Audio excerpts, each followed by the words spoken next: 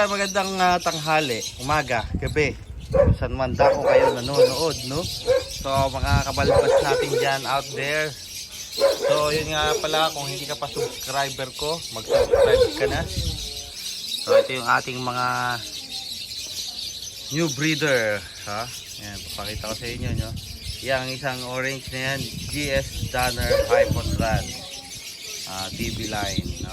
So, ito namang isang orange din na GS Hypo PH with PH trans. So ito zero Hypo. Yan. So yan, kung hindi ka pa subscribe ulit, mag-subscribe ka na, like and share kung gusto mo ng aking mga video. Siyempre, araw-araw tayo mag-upload niyan. Yan. Bilad day. Sobrang init ngayon kaya kailangan ng sunlight, direct sunlight. So mamaya aawunin ko na yan.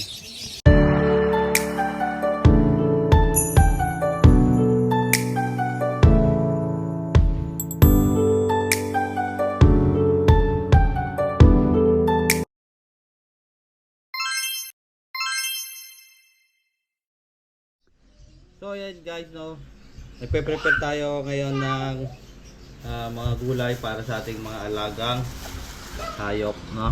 Ito yung pechay. Medyo malanta kasi sobrang init. Pero goods naman yan, bagong hango. So yan ha.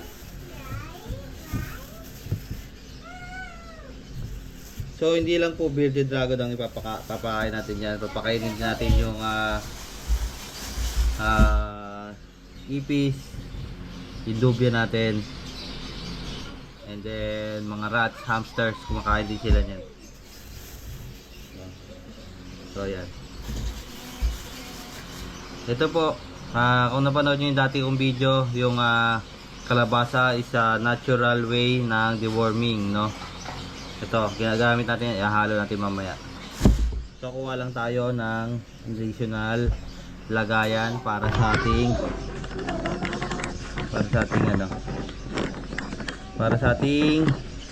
paglalagyan ng paghihiwaan. So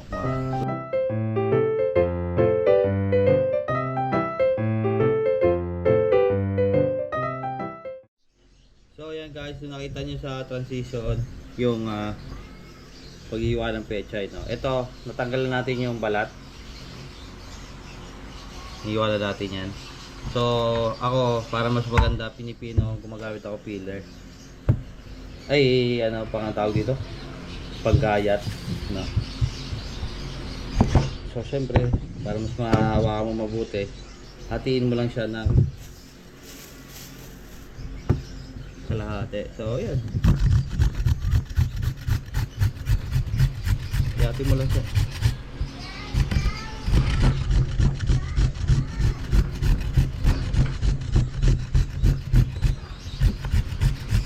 So ito yung kalabasa, yung natural way na deworming. So at least nagbibigay kayo ng twice a week nito. So ako ngayon ko na lang uli gumawa ng video regarding dito, baka yung iba hindi pa nakikita. Yan, video tayo uli. So yan, nagaganyan na ihalo natin dun sa mixture ng pechay.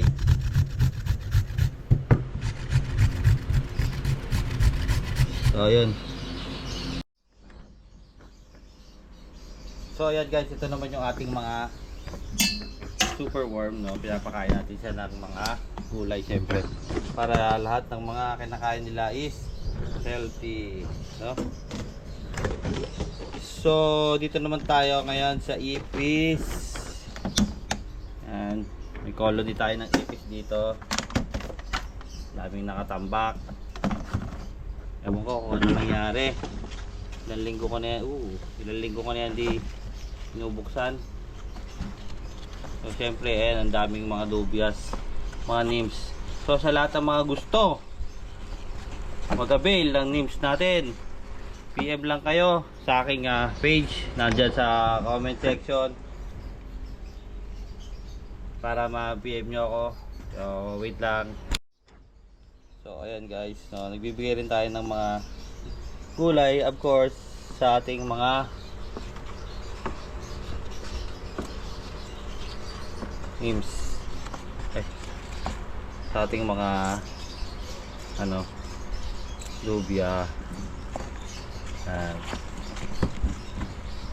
Para maging ano sila, para maging productive yung mga ano nila, mga similya nila. Kailangan nila kumain ng gulay, no? Ayan. So, mayan na lang uli. So, yun, syempre hindi lang gulay, hindi lang yung mga bearded dragon, mga lubya. Syempre itong mga hamster natin, kumakain din yan ng gulay, of course. Yan, for sale din yan. So ang mga hamster hindi pwedeng pakainin ng sobrang gulay kasi magtatai sila. So yun, as much as possible, as much as possible is you do not feed or overfeed yung hamster natin ng mga gulay. Kasi ito yung mga hamster natin na malalaki na, yung may anak, no? Mamaya na lang ulit. Yan yung Aqua B1, ay B2. Aqua B2 Opaline, Pipilute, Possible, Tail Palo. Aqua B2 Ewing Opaline. Kaya may karga yan eh.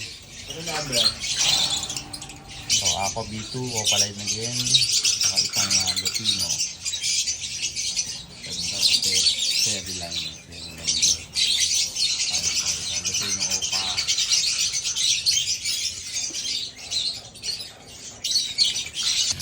Lutino Opa. Pipino ka pala yan. Sabi sa akin yung picture. Puto mahirap kasi yung picture. Wala. Ayan o, pang pet shop sa mga gustong bumili pera lang doon sa mga perso na fight. Yan, mga opa lang. Opa. Green opa. Basta perso not include. Pakyawan na lahat. Estimate 30 pieces. Yan. Sa mga gusto, mensahe lang.